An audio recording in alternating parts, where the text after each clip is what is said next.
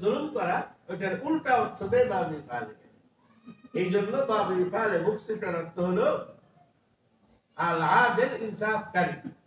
আল্লাহ তাআলা কোরআনে 3 জায়গায় বলছেন ইন্নাল্লাহা ইউহিব্বুল মুকসিতিন।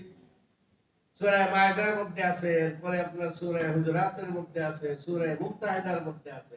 আল্লাহ ইনসাফকারীদের সাথে করেন, মহব্বত করেন, ভালোবাসেন। এদের উপর দুনিয়াতেও কোনো বিপদ আপদ আসে না, আখিরাতেও আসবে না ইনশাআল্লাহ, যারা ইনসাফ করে চলে। আর সুলাসি মুদাররাতে যদি ব্যবহার করেন তাহলে এর অর্থ হয় জুলুম, জালেম, অত্যাচার। ওয়া আম্মাল কাসিতুনা ফাউলা ফাকানু লিজাহান্নামা হাতাবা।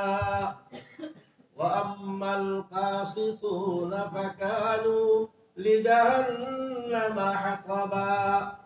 সূরা জিনে আল্লাহ বলছেন যারা জুলুমকারী হবে, জুলুম অত্যাচারী হবে, এরা হবে জাহান্নামের ইন্ধন, জাহান্নামের লাকড়ি। এদেরকে দিয়া জাহান্নামের আগুন প্রজ্বলিত করা।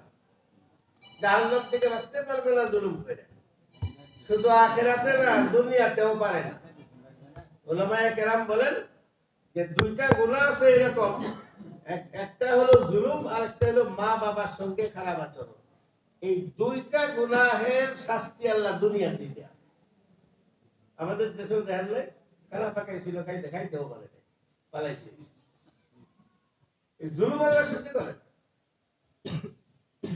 এই জন্য সাবধান, কেউ জুলুম করবেন না কখনো। দরকার হয় দুনিয়াতে ঠকে আসবেন, জুলুম করতে দেয় তাহলে উপায় নেই, দুনিয়াও যাবে আখিরাতেও যাবে। এই গেল তরজমা।